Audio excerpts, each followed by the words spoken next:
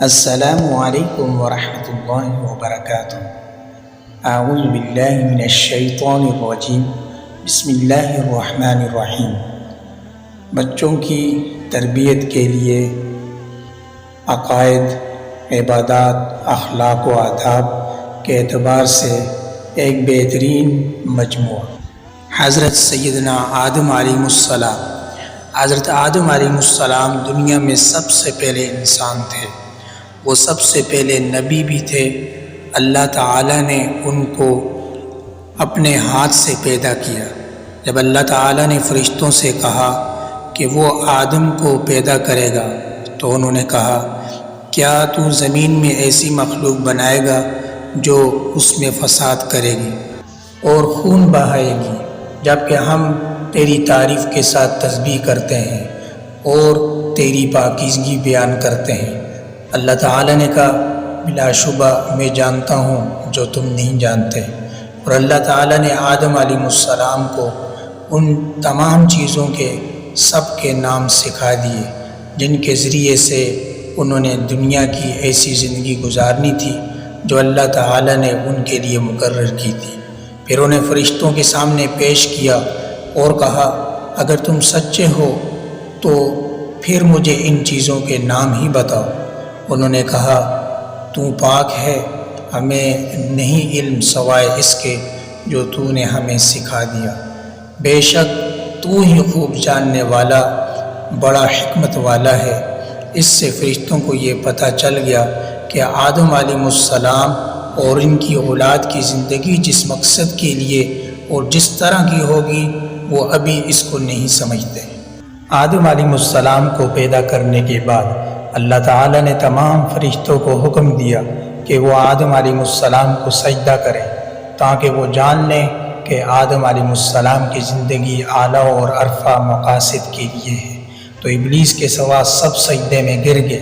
ابلیس جنوں میں سے ایک جن تھا، اس نے سجدہ کرنے سے انکار کر دیا اور اکڑ دکھاتے ہوئے کہا، میں اسے کیوں سجدہ کروں، میں اس سے بہتر ہوں۔ تو نے مجھے آگ سے پیدا کیا اور اسے تو نے مٹی سے بنایا۔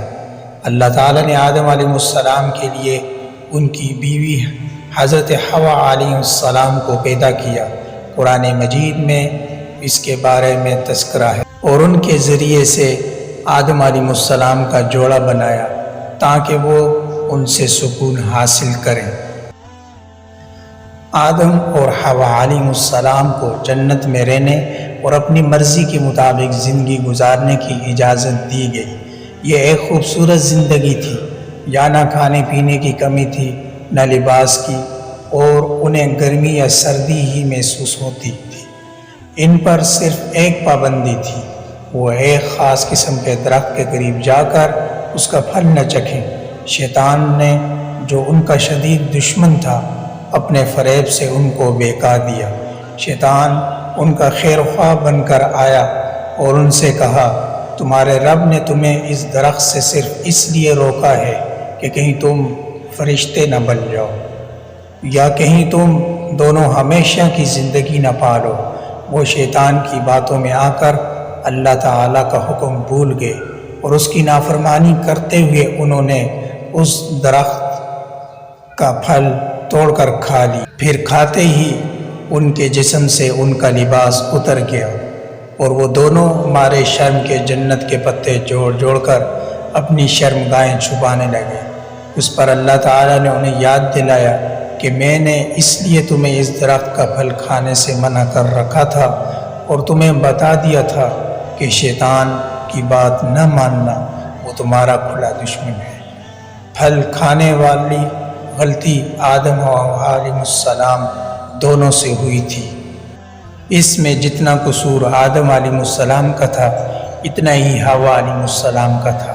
اس لیے قرآن مجید اس غلطی کی ذمہ داری آدم اور حوا علیہ السلام دونوں پر ڈالتا ہے، جبکہ موجودہ انجیل یہ کہتی ہے حوا علیہ السلام نے آدم علیہ السلام کو اس درخت کا پھل کھانے کی ترغیب دی تھی، بلکہ یہاں تک کہتی ہے کہ حوا علیہ السلام نے آدم علیہ السلام سے پہلے پھل کھا لیا تھا۔ قرآن مجید یہ نہیں کہتے کہ حوا علیہ السلام آدم علیہ السلام سے زیادہ قصوروار تھی۔ قرآن بتاتا ہے گناہ دونوں نے کیا تھا اور اللہ سے اس پر معافی دونوں نے مانگی، جس پر اللہ تعالیٰ نے ان دونوں کو معاف کر دیا۔ دونوں نے معافی مانگنے کے لیے یہ دعا کی، ربنا ظلمنا انفسنا وان لم تغفر لنا وترحمنا لنکونن من الخاسرین۔ اے ہمارے رب، ہم نے اپنے آپ پر ظلم کیا، اور اگر تو نے ہمیں نہ بخشا، تو نے ہم پر رحم نہ کیا، تو یقیناً ہم خسارے والوں میں سے ہو جائیں گے۔ اللہ تعالیٰ نے دونوں کے گناہ کو معاف کر دیا اور انہیں زمین پر اترنے کا حکم دیا۔ تم دونوں اکٹھے اس میں اتر جاؤ، تم میں سے بعض کے دشمن ہوں گے۔ پھر اگر کبھی واقعی تمہارے پاس میری طرف سے کوئی ہدایت آئے تو جو میری ہدایت کے پیچھے چلا، نہ وہ گمراہ ہوگا نہ مصیبت میں پڑے گا۔